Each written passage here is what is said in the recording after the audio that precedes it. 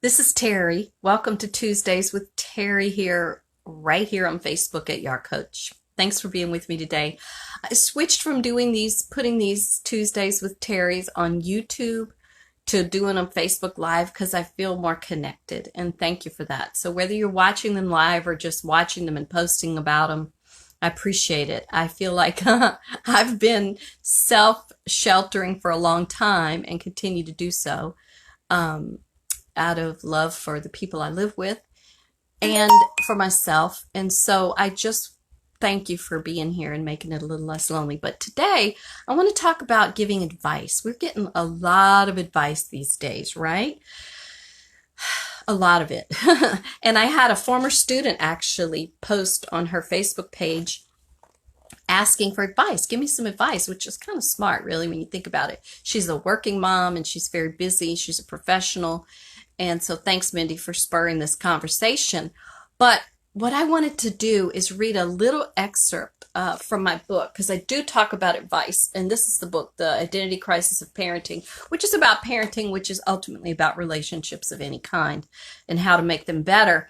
But one of the things that I wrote about in the book was giving advice because I was so struck by what I heard, and I'll read it to you really quickly.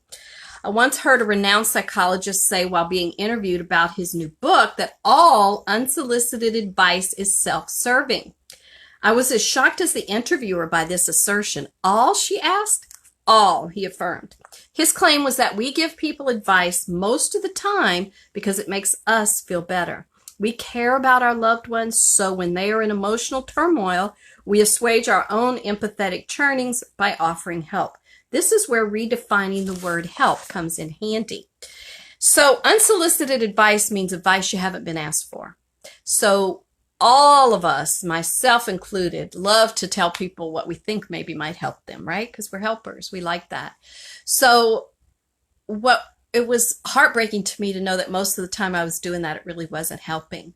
In fact, there was some research done showing that psychologists who felt like, and psychiatrists and psychologists, mental health professionals who had one-on-one sessions with clients or patients felt really good about the session when they had done most of the talking, the advising, the helping.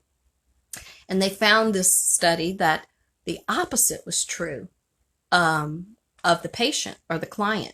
They found the sessions more helpful when they did most of the talking. So it made me think about, well, when I'm working with people or talking to people, if they're not asking me a question, they're not really asking for advice or help. That's why I love doing these Tuesdays with Terry too, because I figure anybody watching them is looking for help. So it's a carte blanche for me. But what I'd like for you to try to understand and maybe take in today is if you want to say something to someone that you think may help them, stop, which is the hardest part, I think, and ask yourself, have I been asked? If you haven't been asked, and this is especially helpful with teenagers, if you haven't been asked, then you ask a question, a leading question, if you will. How can I help you with that? Or is there anything I can do? Or have you thought about A, B, or C? In other words, frame the questions. Because what you want your teenager to do is to learn to think critically. That's the number one skill that's going to get he or she through life, is thinking for themselves. And we as parents often think we need to do all the thinking for them, and it's a hard pattern to break. So for today, I want to ask you to think about this week, any advice that you give. If it has not been asked for, mum's the word, no matter how much you care. And that's the difficult part. So if someone's asking you for advice, have at it. You've been asked. If they are not, form a leading question. See if you can get them to ask for advice. Otherwise, what it is, I don't know if y'all are familiar with the Charlie Brown cartoons. The teacher who always goes, want, want, want, want, want, want, want, like, it's just like in one ear and out the other. When people are talking too much, what you want the kid to do, the teenager, or whoever it is that you care about enough to be giving advice to, you want that critical thinking cog to turn in their brain. Because unless they're asking a question, when we ask questions, It opens up receptors for answers. If we're not asking questions, we're not really looking for answers. So I hope this helps today. All unsolicited advice, all of it, is about making us feel better. If someone has not asked us a question or asked for our input, then it's really not about them. It's about us feeling better. And most of the time, it goes unheard. So we have a lot of time these days to practice listening. And that's really what it's about. Practice listening and hearing what's being said so that you can form a question that's appropriate in order to help that person who's standing in front of you. And for most of you watching this, it's your kids, your teenagers or your tweenagers, or even your little kids.